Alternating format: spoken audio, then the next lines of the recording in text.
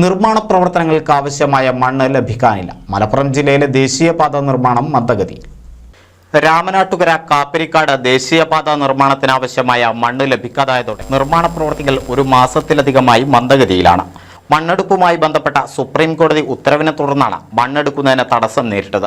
2023 മാർച്ചിന് മുമ്പുള്ള പദ്ധതികൾക്ക് സുപ്രീം കോടതി വിധി ബാധകമല്ലെങ്കിലും വിധിയെ തുടർന്നുണ്ടായ ആശയക്കുഴപ്പമാണ് ദേശീയപാത നിർമ്മാണം മന്ദഗതിയിലാകാൻ ഇടയാക്കിയത്. സുപ്രീം കോടതി ഉത്തരവനുസരിച്ച് മണ്ണെടുക്കാൻ പ്രത്യേക കമ്മിറ്റിയുടെ അനുമതി വേണം. ഇതേ തുടർന്ന് ജിയോളജിസ്റ്റുകൾ മണ്ണെടുപ്പിനുള്ള അനുമതി നൽകാതിരുന്നതാണ് തിരിച്ചടിയായത്. ഇതിനിടെ കാലവർഷമെത്തിയതോടെ മണ്ണെടുപ്പ് പൂർണ്ണമായും നിലച്ചു.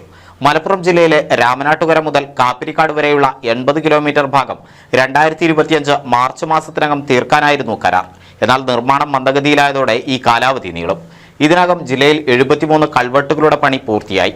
പുതുപൊന്നാനി പാലം, വളാഞ്ചേരി ബൈപ്പാസ്, കുറ്റിപ്പുറം പാലം, പന്തേപ്പാലം, ചമ്രോട്ടം മേൽപ്പാലം എന്നിവയുടെ നിർമ്മാണം അന്തിമഘട്ടത്തിലാണ്. 18 വെഹിക്കിൾ അടിപ്പാതകളും പൂർത്തിയായി. വെട്ടിച്ചിറ അണ്ടർപാസ് നിർമ്മാണം ഇനിയും പൂർത്തീകരിക്കാനുണ്ട്. ഇവിടെ സ്ലാബിന്റെ പണികളാണ് പൂർത്തീകരിക്കാനുള്ളത്. പുതുപൊന്നാനി അടക്കമുള്ള മിനി അണ്ടർപാസ് നിർമ്മാണം അന്തിമഘട്ടത്തിലാണ്.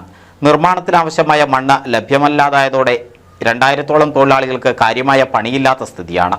അടുത്ത മാസം അവസാനത്തോടെ പ്രശ്നം പരിഹരിക്കുമെന്നാണ് നിർമ്മാണ കമ്പനിയായ KNRCLന്റെ പ്രതീക്ഷ. നിർമ്മാണ കമ്പനി 1 മാസം വൈകുമ്പോൾ നിർമ്മാണ കാലാവധി 2 മാസം നീളും. മണ്ണെടുപ്പിന്റെ കാര്യത്തിൽ തീരുമാനം വൈകിയാൽ 2025-ലും ജില്ലയിലെ പുതിയ ദേശീയപാതയിലൂടെ വാഹനങ്ങൾ സഞ്ചരിക്കില്ല. NCV news, Ponnani.